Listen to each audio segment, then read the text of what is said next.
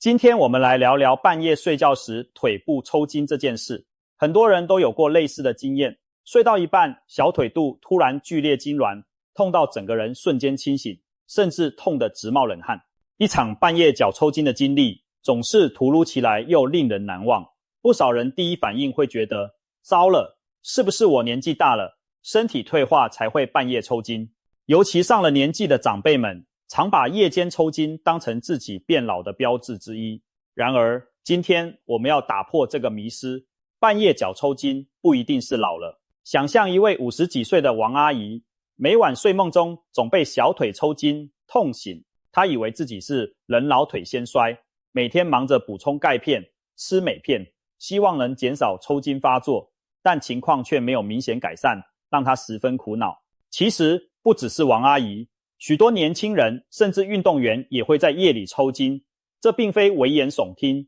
夜间抽筋是非常普遍的现象，不分年龄都可能发生。有调查显示，大约每3个成年人中就有1个曾半夜被腿抽筋痛醒。到了50岁以上族群，发生比例更提高到将近一半。年轻力壮如运动员也不能幸免。您或许看过体育赛事中球员激战到最后关头突然抽筋倒地的场景吧？马拉松选手冲过终点后腿部痉挛，足球队员在加时赛时抽筋需要队友帮忙拉筋，这些都是常见画面。所以千万别因为自己半夜抽筋就认定，哎呀，我老了，不中用了。事实上，抽筋可能发生在任何年龄的人身上。既然如此，为什么偏偏半夜睡觉时特别容易抽筋呢？白天活动时反而比较少见，这背后其实有生理上的原因。首先，人在熟睡时，肌肉处于放松不用力的状态，但神经系统有时仍会自发地冒出一些杂乱的电信号。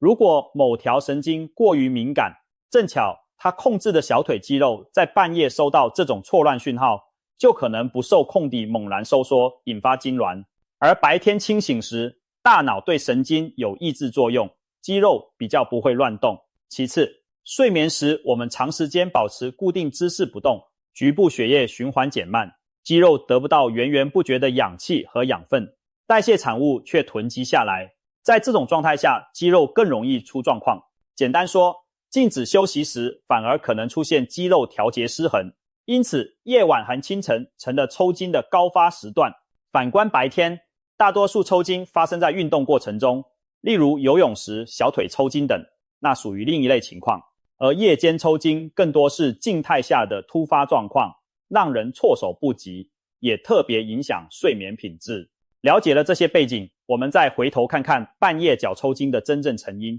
其实人体就像一部精密的机器，半夜抽筋往往是在向我们发出求救讯号，提醒某些环节出了问题。接下来我们将抽丝剥茧，一一找出这场半夜惊魂的幕后元凶。首先，一个常见原因是电解质失衡，简单来说就是体内的水分和盐分出了问题。想象肌肉细胞里需要足够的电解质元工来维持运作，这些元工指的是钠、钾、钙、镁等带电离子。如果大量流汗或长时间没喝水，体液流失，血液中这些电解质浓度就会乱套，肌肉细胞的工作环境变差，就可能出错。比如在大热天里长时间运动或体力劳动后，很多人当晚容易脚抽筋，就是因为流汗太多，又没有及时补充水分和盐分，导致肌肉变得过度兴奋而痉挛。电解质就像肌肉运转的开关，浓度太低或不平衡，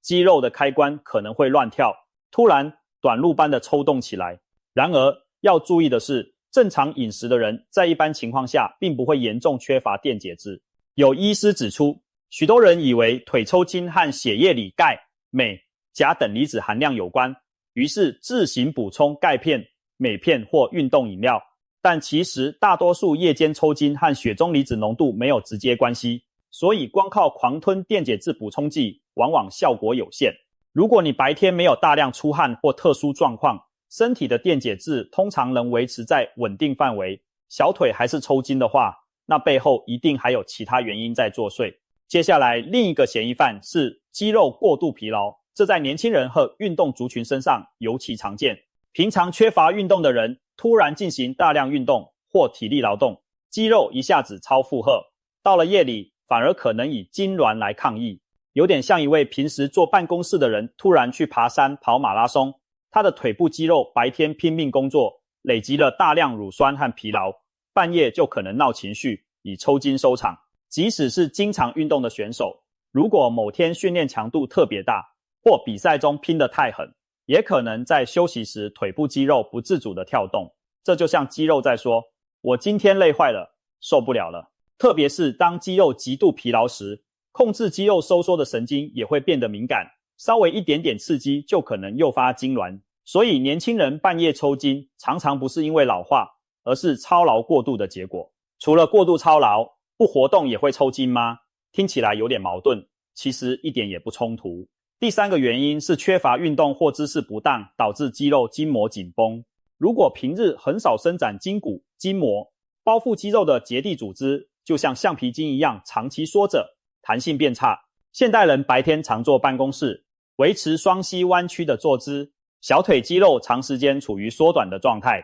久而久之，小腿后方的肌腱和肌肉会变得特别紧绷。到了夜晚，如果维持仰躺姿势时脚板自然下垂，小腿肚肌肉又持续缩着，一翻身或腿部稍一伸直，就可能牵动已经紧绷的腓肠肌，结果它就像被拉过头的弹簧，啪地一下突然反弹抽筋，说来就来。所以久坐不动的人其实更容易半夜抽筋，原因就是白天缺少活动，让肌肉得不到舒展放松的机会，夜里反而积累问题，一次爆发。再来，不得不提的一个因素是温度和血液循环。许多人都发现天气冷时比较容易半夜抽筋，冬天半夜腿一抽筋，那种冷上加痛的酸爽真是刻骨铭心。为什么寒冷会诱发抽筋呢？当环境温度降低时，我们身体的血管遇冷收缩，末梢血液循环变差，肌肉得不到充足的暖液和氧气，就比较容易失去弹性和柔软度，一旦稍微牵动就可能痉挛。此外，冷空气直接吹在腿上也很不好，许多人夏天睡觉吹冷气或电风扇，如果冷风整晚直吹脚部，也可能导致半夜抽筋频频报道。中医有句话，寒主收引，意思是寒冷会使经络收缩，气血凝滞，经脉失养而导致抽筋。可见无论中西医观点，受寒受凉都是触发抽筋的一大诱因。统计也显示，寒冬夜里发生腿抽筋的几率是夏天的2倍以上，所以腿部保暖和良好的循环真的是预防夜间抽筋的重要环节。接下来看看营养与健康状况对抽筋的影响。刚刚提到，一般情况下电解质不足未必是主因，但在某些族群缺乏特定营养确实会提高抽筋风险。例如怀孕的妈妈常在半夜小腿抽筋，这和矿物质需求增加有关。胎儿发育需要大量钙、镁，母体如果跟不上补充，就可能出现腿部痉挛。因此医生常建议孕妇补充镁，提高夜间不抽筋的几率。再如中老年人随年龄增长，饮食吸收功能下降，如果钙、镁、维生素 D 长期摄取不足，肌肉和神经的稳定性就会变差，抽筋自然更多。此外，水分也很关键，有些银发族怕半夜起床上厕所，睡前不敢喝水，结果身体处于轻度脱水状态，反而更容易半夜腿抽筋。这真是讽刺又无奈，为了不跑厕所而忍渴，却换来痛醒，不得不起床活动，适度补充水分，保持身体水分平衡，其实是预防抽筋很重要的小细节。讲到健康状况，就不能不提醒，反复的腿抽筋有时可能是某些疾病的信号。虽然大多数情况下抽筋只是暂时的生理现象，但如果频率很高或伴随其他异常症状，背后可能隐藏需要注意的问题，例如腰椎的神经压迫。有些人椎间盘突出或坐骨神经痛，腿部神经传导异常，也会造成小腿肌肉动不动就痉挛，尤其换个姿势时更容易发作。再例如下肢静脉曲张或周边血管循环不良，当腿部静脉血液回流不顺，肌肉缺氧也可能以抽筋来表现。曾有位刘先生每晚小腿痛到爬着上厕所，后来就医发现是严重的下肢静脉曲张导致血流不良，治疗静脉问题后，抽筋才明显改善。另外，新陈代谢或内分泌失调有时也相关，像甲状腺功能低下、血糖控制不佳、甚至肝肾功能不好，都可能让电解质平衡或神经肌肉反映出状况。中医也有类似看法，肝脏不好时，肝血不足，无法滋养经脉，加上情绪郁结，半夜容易筋涕肉轮，意思是经脉跳动、抽搐。此外，某些药物的副作用也会造成抽筋，例如常见的利尿剂，治疗高血压或心脏病用的排水药，因为大量排出盐分水分，可能引起电解质不平衡而导致抽筋。又如部分降胆固醇的药物，例如他汀类，有少数人服用后出现肌肉酸痛和痉挛的情形。当然，这些比较严重或特殊的病理因素，通常还会伴随其他症状一起出现。重点是，如果发现自己腿抽筋的频率明显高于常人，或愈来愈频繁，就要考虑去医院检查，让医师评估是否有潜在疾病，千万不要忽视身体发出的警讯。说了这么多可能的元凶，总结来看，半夜脚抽筋并不是单一原因造成，而是多种因素叠加的结果。年龄增长只是让某些诱发因素变得更明显，比如活动少、循环差，但绝不是我老了所以会抽筋，只能认命。相反地，半夜抽筋更像是身体在向我们抗议、求救，嘿，我这里出问题了，快处理一下。事实上，我们可以把抽筋时肌肉的 OS 翻译成人话，可能是在喊我好累啊，你把我超过头了，或者好渴，给点水和盐吧，又或者太冷了，冻得受不了。每一次抽筋就好比肌肉用自己的方式在对你叫苦，提醒你某项需求被忽略了。我们只要找出他抱怨的原因，就能对症下药，进而减少这种痛苦的发生。了解了原因之后，那万一抽筋真的发生时，难道就只能任由疼痛折磨吗？当然不是。接下来我们来谈谈如何急救处理和预防改善半夜腿抽筋。先说急救法，许多人其实已经知道一个基本动作，赶快把抽筋的腿伸直，脚板用力往上翘，朝向膝盖方向。没错，当小腿肌肉痉挛时，立刻反向拉伸，它是最直接的自救方法。具体来说，如果小腿后侧抽筋，你应该马上伸直膝盖，并用手掌或毛巾勾住脚尖，将脚板往身体方向用力扳回，让脚板和小腿尽量呈现锐角。这个动作会拉长原本缩成一团的腓肠肌，一般几秒钟内疼痛就能明显减轻。许多人半夜惊醒后都是这么做的。痉挛通常会慢慢停下来，然而痉挛停止后，肌肉往往还会残留酸痛，所以不少人会下意识揉一揉抽筋的地方，以促进血液循环，减少后续的不适。这些都是正确且有效的处理方式。但是你知道吗？其实还有一个3秒钟止抽的神奇秘籍。当腿抽筋发作时，如果疼痛剧烈到让你慌乱，除了拉筋，其实可以迅速按压小腿肚上的一个特殊穴位，往往更快地关掉抽筋的开关。这个位置被不少人称作急救开关，其实就是中医穴位中的承山穴。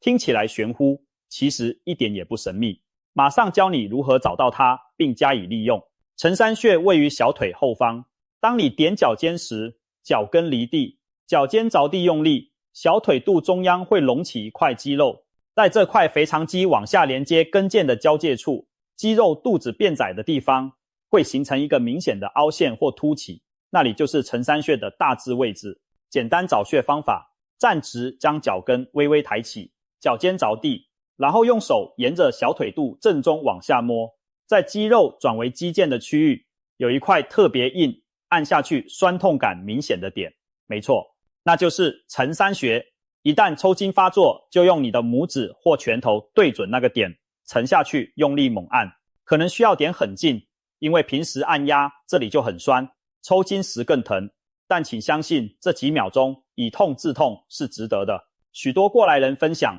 他们在抽筋瞬间咬牙按下承山穴，大约按个3秒左右，神奇的事情就发生了。原本紧绷的像石头的肌肉突然松开，剧烈的疼痛仿佛电源被切断般一下子消失，整个小腿的痉挛就这样被强制终止了。这听起来像奇幻故事，但其实背后有科学根据，也有历史经验支持。一方面，中医理论认为承山穴是足太阳膀胱经上的要穴之一，主治症状之一正是腿脚抽筋。古人很早就发现刺激承山穴能舒筋活络，解除经脉急性挛缩，等于解开肌肉打成的死结。另一方面，用现代生理学来看，按压承山穴相当于对痉挛的肌肉施加一股外力刺激，透过神经反射让过度收缩的肌肉收到放松的信号。我们的肌肉里有种自我保护机制，当肌肉感受到强大压力时，会自动命令自己放松以避免受伤。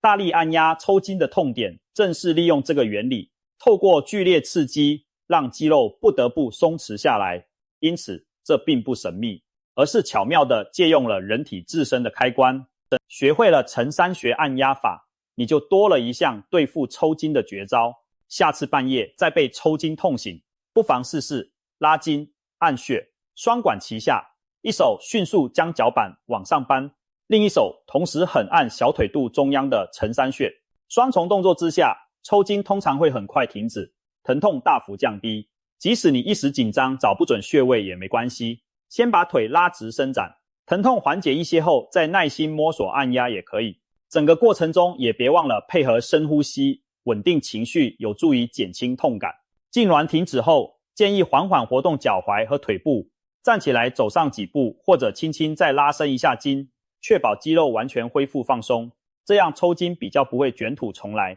有些人经验不足，抽筋刚停就急忙躺下接着睡，结果几分钟后同一处又抽筋，所以多花10几秒活动一下是值得的。另外，承山穴按压外还有一些民间流传的止抽偏方，例如有人相信抬手止抽法，如果左腿抽筋就立刻高高举起右手向上伸展，反之右腿抽筋则举起左手。据说这种交叉动作能转移神经讯号，有助于快速化解抽筋。也有人在床尾脚边放一块肥皂，据称可防止抽筋，甚至还有一说是半夜抽筋时大声骂人可以把痛骂走。这些偏方听起来颇有趣，效果则因人而异。抬手伸展至少有拉伸身体的作用，可能多少有点用。至于肥皂和骂人，大概更多是心理安慰了，听听就好。真正遇上抽筋时，最可靠的还是我们前面介绍的拉筋和按压办法。科学原理和无数案例都证实了它们的有效性。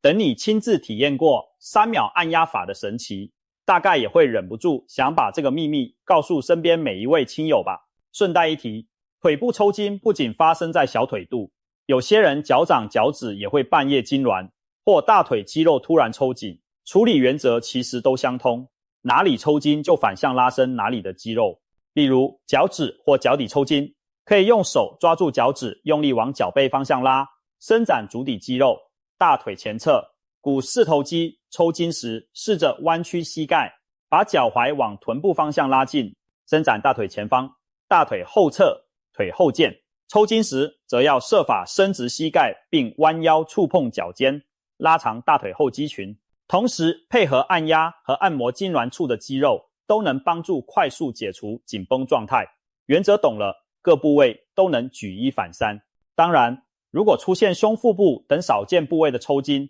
或抽筋频率极高，那通常与特定疾病相关，就更需要医师评估处理，不在我们今天讨论范围内了。急救的方法说完了，接下来谈谈如何预防。毕竟能不抽筋才是上策，总比事后再痛得满床打滚好吧。其实预防半夜抽筋并不复杂，贵在持之以恒。总的原则是让腿部肌肉维持良好的弹性和血液供应，不要让它们过度劳累，也不要过度僵硬。我们可以从日常生活的几个方面来着手改善。首先，养成睡前伸展腿部肌肉的习惯，每天临睡前花个5到10分钟，做一些简单的拉筋运动，比如面对墙壁站立，双手撑墙呈弓箭步姿势，一脚在前微屈，另一脚在后伸直，慢慢压下臀部，拉伸后方小腿肚，维持15到30秒，然后换脚进行。这个动作可以有效伸展腓肠肌和阿基里斯腱、脚跟肌腱，减少肌肉的紧绷程度。或者坐在床缘，双腿平直伸出，用毛巾勾住脚板前半部，轻轻往身体方向拉，同样能达到伸展小腿的效果。长期坚持下来，小腿肌肉的柔软度提高了，夜里自然不容易抽筋。如果白天进行了剧烈运动或走了很多路，睡前这套拉筋更是必不可少。你也可以加码热敷或按摩小腿肚，促进血液循环，加速代谢乳酸，让肌肉彻底放松再入睡。其次，调整睡眠姿势与环境，如先前所说，仰躺时脚板下垂容易诱发抽筋，因此可以尝试侧睡，让脚处于比较自然放松的姿势。如果习惯仰睡，可以在足底板处垫个小枕头或卷好的毯子，让脚板稍稍顶住，有点像立着脚板睡觉，避免脚尖整夜往下压。同样道理，有些人习惯把被子床单紧紧扎进床尾，结果双脚被迫绷直，脚趾朝下，这样反而容易诱发抽筋。正确做法是让脚部有自由活动的空间，不要被被褥强制固定在某个姿势。如果你的床尾刚好有墙或板子，睡觉时可以轻轻用脚底抵着墙板，让脚踝呈现接近90度的角度，这样小腿肌肉就不会整晚缩得紧紧的。另外，睡眠环境的温度也很重要，晚上务必让腿脚保持温暖。冬天睡觉时记得穿上保暖的袜子或使用厚棉被盖好腿脚。夏天开冷气或电扇时，避免冷风直接吹到腿部。很多人下夜喜欢把脚伸出被窝透气，其实这对容易抽筋的人并不好。半夜气温下降时，露在外面的腿脚肌肉容易受凉而抽筋。因此，即使天气再热，腿部最好也盖条薄被单保护。床垫和被褥的舒适度同样值得注意，太硬太冷都不好。总之，要给腿部一个温暖放松的睡眠环境。再来，加强下肢保暖并促进血液循环，这和上一点其实相关，但值得独立强调。许多中老年人会发现，只要天气变冷或腿部受凉，抽筋就特别容易来报到。因此，除了睡前拉筋，睡前的腿部暖身我也非常推荐。例如热水泡脚就是很好的习惯，在睡前用温热水泡脚15分钟，不仅能让全身放松，促进睡眠，对改善腿部血液循环更有直接注意。泡脚时可以顺便轻揉小腿肌肉，效果更佳。如果不方便泡脚，也可以用热毛巾敷在小腿肚上几分钟，或者睡前洗个热水澡，然后立即穿好保暖裤、袜子。总之，保持腿部温暖，等于降低了因受寒导致肌肉痉挛的风险。除了热敷、热疗，白天也要透过适度运动来增强腿部的循环和肌耐力。平时多做一些小腿的肌力训练，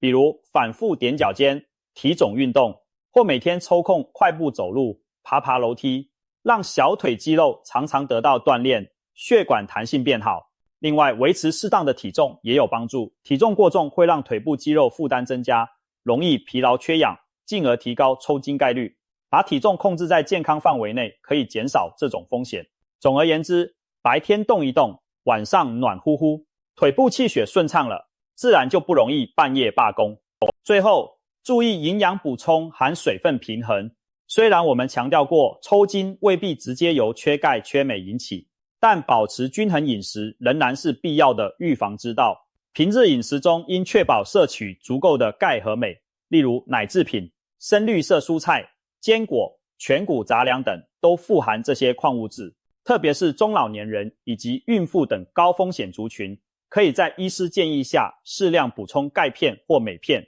以及维生素 D 来维持肌肉和神经的正常运作。只是别指望吃1-2次就见效，营养补充重在长期累积，潜移默化的改善体质。与此同时，让身体不缺水也很关键。平时养成少量多次喝水的习惯，避免身体处于脱水状态。尤其在炎热的夏季或大量流汗之后，更要主动补水并摄取一些盐分。运动量大的人可以考虑适量喝点运动饮料，因为其中的电解质有助补充流失的钠钾。如果喜欢天然方式，可以吃根香蕉或奇异果，这类水果富含钾离子，也有助于维持电解质平衡。当然，睡前不要一次灌太多水，以免半夜频跑洗手间。但可以在晚餐后到就寝前这段时间慢慢把水分喝足，睡前1小时上一次厕所。总之，要让身体的细胞处在舒适的水润环境中，肌肉才不会动不动就抽筋。以上这些预防措施